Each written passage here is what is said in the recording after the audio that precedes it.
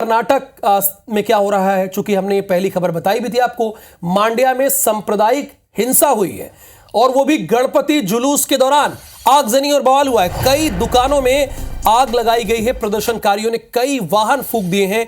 हिंसा के बाद इलाके में धारा 144 लागू कर दी गई। चूंकि स्थिति नियंत्रण में नहीं है तो जाहिर सी बात है शासन के पास और प्रशासन के पास दूसरा कोई रास्ता था नहीं। ये कर्नाटक के मांड्या में सांप्रदायिक हिंसा हुई है। अभी आप जानते हैं गणपति लोग अपने घर में, अपने मोहल्ले में, अपने प्रतिष्ठान में अपने मोहल रखते हैं, तो उसी को लेकर जुलूस के दौरान विवाद हुआ इन लोगों का। मांड्या में, कर्नाटक के मांड्या में विवाद हुआ है, सांप्रदायिक हिंसा हो गई है। गणपति जुलूस के दौरान आगजनी और बवाल हो गई। प्रदर्शनकारियों ने कई वाहन को फूंक दिए और यही वजह है कि धारा 144 लागू करनी पड़ी। लेकिन इतना सौहार्द तो बना रहना चाहिए कि गणपति की पूजा के दौरान ये हुआ कैसे।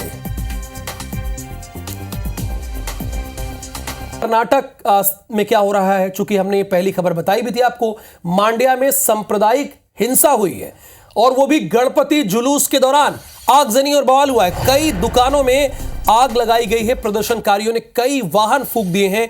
हिंसा के बाद इलाके में धारा 144 लागू कर दी गई। चूंकि स्थिति नियंत्रण में नहीं है तो जाहिर सी बात है शासन के पास और प्रशासन के पास दूसरा कोई रास्ता था नहीं। ये कर्नाटक के मांड्या में सांप्रदायिक हिंसा हुई है। अभी आप जानते हैं गणपति लोग अपने घर में, अपने मोहल्ले में, अपने प्रतिष्ठान में अपने मोहल रखते हैं, तो उसी को लेकर जुलूस के दौरान विवाद हुआ इन लोगों का। मांड्या में, कर्नाटक के मांड्या में विवाद हुआ है, सांप्रदायिक हिंसा हो गई है। गणपति जुलूस के दौरान आगजनी और बवाल हो गई।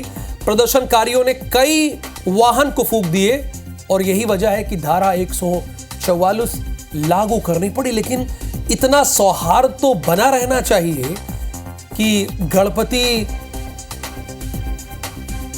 की पूजा के दौरान ये हुआ कैसे।